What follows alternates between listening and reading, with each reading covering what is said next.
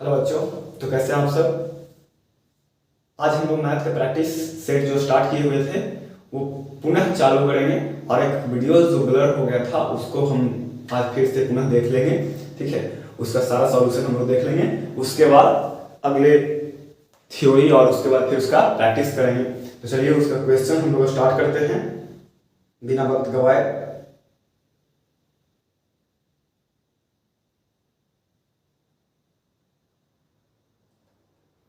देखिए, इसमें first question जो था वो ये है,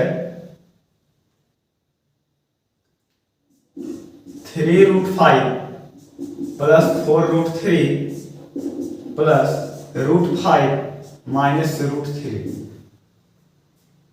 इतना का वैल्यू निकालना है। देखिए, बीच में प्लस का सिंबल है और उसके बाद ये √5 है, ये √5 है, तो 3√5 और यहाँ पे कुछ नहीं तो 1√5, 3 और 1 यहाँ पे प्लस का साइन है, तो 3 और 1 कितना हो गया 4√5 और ये 4√3 माइनस 1√3 तो कितना हो जाएगा प्लस में 3√3। यही आपका क्या हो गया आंसर हो गया।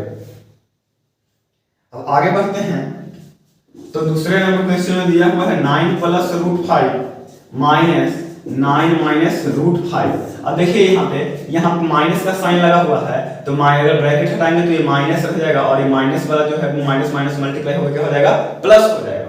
यानी ये जो माइनस जिसमें ब्रैकेट लगा हुआ था और यहाँ पे माइनस है, तो जो माइनस नहीं है जिसमें उसमें माइनस लग जाएगा और जो माइनस है वो क्या हो जाएगा प्लस हो जाएगा। कब? जब ब्रैकेट हटाएंगे। तो देखिए 9 से 9 खत्म, √5 और √5 कितना √5 2√5, यही आपका आंसर हो गया।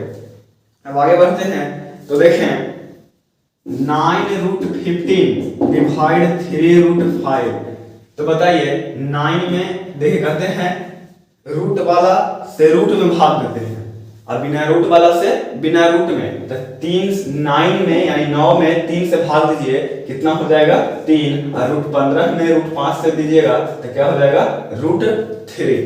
5 आई 15, 5 दिए 15, तो 5 दिए 15 रूट में है तो इसलिए रूट, यानी आंसर हो गया 3√3। अब आगे बढ़ते हैं, 2√5 इंटू 4√3 यानी 2√5 इंटू 4√3। अब देखिए बिना रूट वाला बिना रूट से गुना होगा और रूट वाला रूट के साथ गुना होगा, तो 2 चौके 8, 5 दिए 15, तो रूट में था तो रूट में चला गया, जो बिना रूट के बाहर था वो गुना होकर रूट के बाहर रह गया, जो रूट में था गुना होकर रूट में चला गया। अब आगे देखिए कहता है निम्नलिखित में कौन सी संख्या परिमेय है।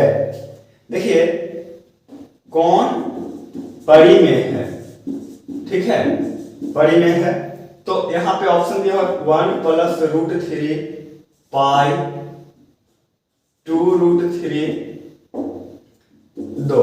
देखिए 4 ऑप्शन है, 1 प्लस √3 पाई 2√3 और यहाँ पे है 2। एक बात बताइएगा, 1 प्लस √3 जो है वो ये परिमेय है और ये अपरिमेय है, तो परिमेय और अपरिमेय का योगफल जो होगा अपरिमेय होगा, इसीलिए ये नहीं होगा। पाई एक अपरिमेय संख्या, ये भी नहीं होगा। परिमेय परिमेय √3 अपरिमेय, परिमेय और अपरिमेय संख्या का गुणनफल जो होता है अपरिमेय, इसीलिए ये भी नहीं होगा। 2 एक क्या हो जाएगा परिमेय संख्या हो जाएगा। छठे नंबर पे आते हैं हम लोग, तो बोला जा रहा है √5 इंटू √8 का मान क्या होगा। √5 इंटू √8, तो देखें जरा √5 तो हम इसको लिख ही सकते हैं, और इंटू √8 को अगर हम फैक्टर तोड़े तो 2 इंटू 2 इंटू 2 हो जाता है कि नहीं हो जाता। तो √5 रहने दीजिए, 2 रूट देखिए ध्यान से, रूट के अंदर 2 है, स्क्वायर रूट जिसको बोलते हैं, स्क्वायर रूट के अंदर 2 फैक्टर बना हुआ है, एक ही चीज को 2 बार गुना करके लिखा गया है, तो वो एक बार बाहर निकलता है। जैसे 2 बार गुना हुआ है, 3 बार है, लेकिन हम 2 का पेयर लगाते हैं, पेयर लगाता है यहाँ पे, तो 2 में से एक बाहर निकल जाएगा 2 और बच गया क्या सिंगल बच गया, तो सिंगल बच गया वो रूट में रह जाएगा। 2√5 दूनी 10, तो 2 रूट कितना हो गया 10। अब आगे हम लोग बढ़ें तो देखेंगे कि x का वैल्यू दिया हुआ है √5, पूछा जा रहा है x माइनस 1/x। देखिए x का वैल्यू दिया हुआ है √5 और पूछा क्या जा रहा है x माइनस 1/x। x का वैल्यू पुट कीजिए, कितना हो जाएगा √5 और यहाँ पे माइनस है तो माइनस 1/x है तो x के जगह पे कितना रखेंगे √5। अब चाहे तो इसका एलसीएम भी ले लें तो ले लीजिएगा एलसीएम, तो कितना हो जाएगा नीचे √5 और ये √5 में √5 से मल्टीप्लाई होगा, बोलिए कितना हो जाएगा 5 और ये माइनस में 1 बच गया, कितना 5 से 1 गया तो 4/√5। आपको रेशनलाइजेशन के लिए सिखाया था, यानी हर परिमेयकरण ऊपर जितना नीचे जितना रहता है रूट में उतना से ही ऊपर और नीचे मल्टीप्लाई करते हैं। तो √5 और √5 मल्टीप्लाई होगा 4√5 बटे √5 में √5 से होगा तो कितना बच जाएगा 5। यही आपका आंसर हो गया। अब आगे बढ़ते हैं। कह रहा है प्रत्येक परिमेय संख्या होती है। अगला प्रश्न है प्रत्येक परिमेय संख्या होती है। प्रत्येक परिमेय संख्या क्या होता है? प्राकृत, पूर्णांक, पूर्ण, वास्तविक। देखिए यहां पे बात है प्रत्येक परिमेय संख्या क्या होता है। प्राकृत संख्या परिमेय संख्या हो सकता है, लेकिन सारा परिमेय संख्या प्राकृत संख्या नहीं होगा। पूर्णांक संख्या, सारा का सारा पूर्णांक संख्या परिमेय संख्या हो सकता है, लेकिन परिमेय संख्या पूर्णांक संख्या नहीं हो सकता है। पूर्ण संख्या भी उसी तरह से काम करेगा, लेकिन वास्तविक संख्या जो होता है परिमेय और अपरिमेय का समुच्चय होता है। तो जितना भी परिमेय संख्या आएगा वो वास्तविक संख्या में आएगा, इसलिए ऑप्शन हो जाएगा वास्तविक संख्या।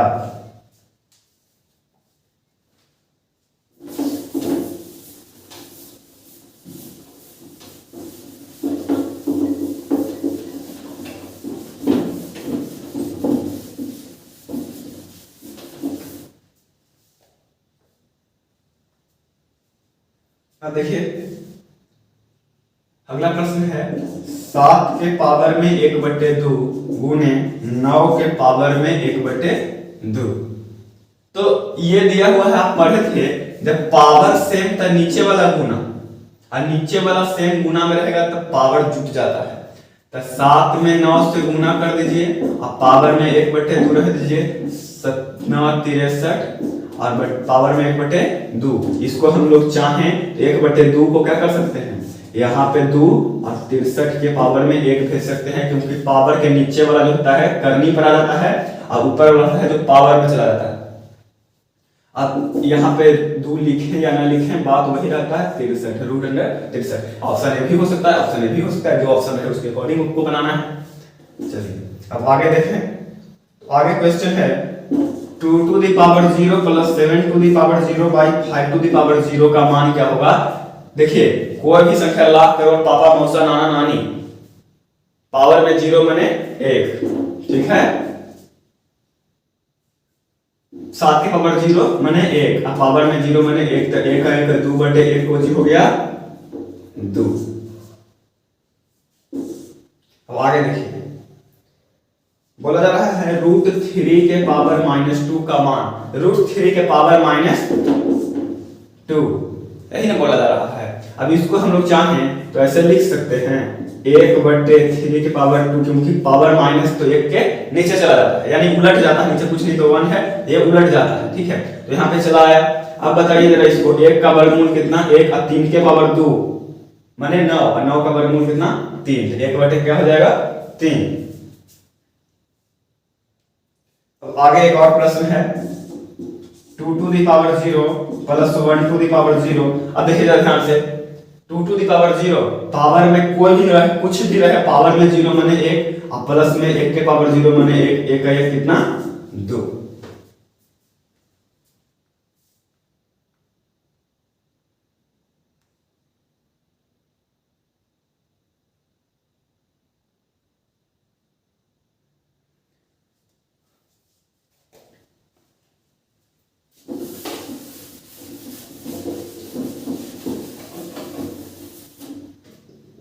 अब देखिए 2 गुने 0 बराबर, अगला प्रश्न था 2 गुने 0 बराबर क्या हो जाएगा 0।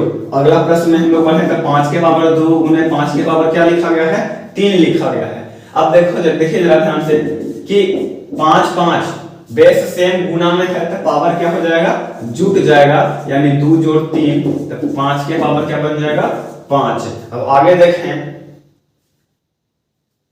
तो 23 के पावर 8 बटे 23 के पावर 7। देखिए बट्टा में है या भागा में है तो सेम सेम रहता है तो पावर घट जाता है, मतलब कि 23 के पावर 8 माइनस 7 माने 23 के पावर 1 बराबर क्या लिख सकते हैं 23 लिख सकते हैं। अब आगे देखिए 2 के पावर 3 के होल पावर में 5, तो ये ऐसे रहता है a के पावर m के पावर में n तो पावर गुना हो जाता है 2 के पावर 2 15, यानी 2 के पावर कितना हो गया 15 हो गया। अब आगे देखिए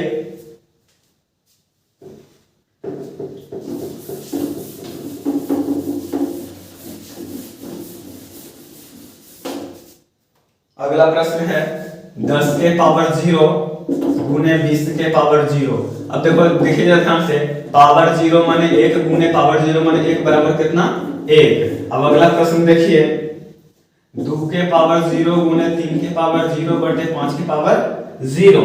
अब 2 के पावर 0 माने 1 गुने 3 के पावर 0 माने 1 बटे 1 बराबर कितना 1।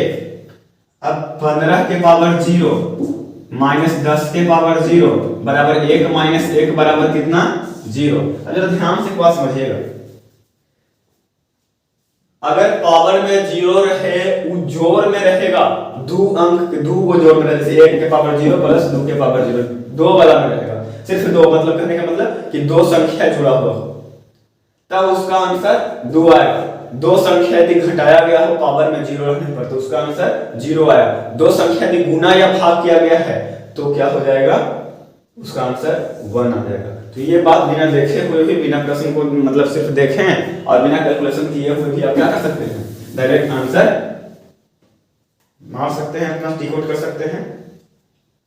तो चलिए उसी तरह से अगला प्रश्न भी था 8 के पावर 0 भागा 4 के पावर 0 बराबर कितना हो जाएगा 1, क्योंकि भाग में है 1 भागा 1 बराबर 1। अब 7 के पावर 0 प्लस 4 के पावर 0, देखिए 1 और 1 2 संख्या जुड़ा हुआ है एक दूसरे के साथ, तो इसका आंसर कितना हो जाएगा अभी बताया है 2, क्योंकि इसका वैल्यू 1 और इसका वैल्यू 1 कितना हो जाएगा 2 जुड़ करके। अब आगे देखिएगा 10 में 0 से गुना करेंगे कितना हो जाएगा 0। अब बताइए अगला 10 में से 0 घटाएंगे कितना हो जाएगा 10। यही सब डीएलएड के एग्जाम में पूछा जाता है, ज्यादा हार्ड क्वेश्चन नहीं है, आप लोग बेफिक्र रहें, बिल्कुल आसानी से निकलेगा आप लोग का एग्जाम। और हम हैं तो क्या गम है। चलिए अब आगे देखिए 2 गुने 10 माइनस 20 माइनस प्लस में 20 माइनस 0 एक क्वेश्चन है। तो अब बताइए 10 गुने 20 पहले गुना का होता है तो 20 10 लिखिए 20 प्लस में 20 माइनस 0 20 20 40 में से 0 घटाएंगे कितना बचेगा 40। अब अगला प्रश्न देखिएगा 10 गुने 0 प्लस 20 गुने 0 माइनस 10 गुने 0। 0 देखिए कोई भी संख्या में 0 से मल्टीप्लाई होगा 0, कोई भी संख्या में 0 से होगा 0, माइनस कोई भी संख्या में 0 से होगा तो 0 0 0 0 सब क्या हो जाएगा 0। तो हम आशा करते हैं कि कम से कम बेसिक इतना समझाएं धीरे धीरे करके, इतना धीरे धीरे करके कोई भी चीज को समझाएं तो वो इतना धीरे समझाएं कि ताकि वो छोटा बच्चा भी है तो उसको समझ में आ जाए, ठीक है। इसलिए आपको घबराना नहीं है, बहुत आसानी से आप लोग रिजल्ट निकाल लेंगे, कोई दिक्कत वाली बात नहीं है। Be motivated. देखिए 6 के पावर 2 बटे 3 है गुने 6 के पावर 1 बटे 3 है। अब ध्यान दीजिएगा बेस सेम पावर जुटता है, गुना में रहे या बेस सेम रहे तो पावर क्या हो जाता है जुट जाता है। 6 के पावर 2 बटे 3 प्लस में 1 बटे 3। अब 6 के पावर लघुत्तम ले लीजिए यहाँ पे तो 3 का लघुत्तम 3 और यहाँ पर 2 और जोड़ 1 तो हो जाएगा 6 के पावर 2 1 3 बटे 3 मैंने कट गया बराबर 6 के पावर 1 बराबर 6। अब आगे देखें तो root A plus root B root A minus root B. अब ध्यान दीजिएगा ये फार्मूला पर हो गया a plus B into A minus B. Formula होता है A square minus B square, A के जगह पे रूट ए का स्क्वायर माइनस बी के जगह पे रूट बी का स्क्वायर, रूट ए का स्क्वायर हो जाएगा ए और माइनस में रूट बी का स्क्वायर हो जाएगा बी, तो आंसर हो गया ए माइनस बी। अब आगे देखें तो रूट 0.3 के ऊपर रेटिंग है और 0.4 के ऊपर रेटिंग है, कहता है इसका योगफल क्या होगा, योगफल माने जोड़। आपको बताए थे इसका निकालने के लिए, क्या निकालने के लिए बताए थे, तो 0 3 रहेगा, एक अंक पर रेटिंग है तो 3/5 हो गया 9, और इसका निकालने के लिए बताए थे 4। इधर देखिए 0 है तो 0 का तो कोई वैल्यू नहीं, घटाएंगे तभी उतना ही रहेगा, इस वजह से 4 क्या हो गया 9। बताए थे ना इस तरह से 0.3 रेटिंग है तो 0.3 माइनस, जिस पर रेटिंग नहीं है उसको क्या करते हैं, घटाते हैं, पूरा लिख करके 0.3 लिख दिए, उसके बाद जिस पर रेटिंग नहीं है उसको घटाते हैं, और जितना अंक पर पॉइंट के बाद रेटिंग होता है उसके लिए क्या देते हैं 9। 3 में से 0 गया 3/9, इसी तरह से 3/9 लिख दिया, इसका लिख दिया 4/9। अब बताइए दोनों को सम करेंगे, जोड़ करेंगे तो लघुत्तम लेंगे 9 और 3 जोड़ 4 बराबर 7 कितना हो गया 9, ये आपका आंसर हो गया।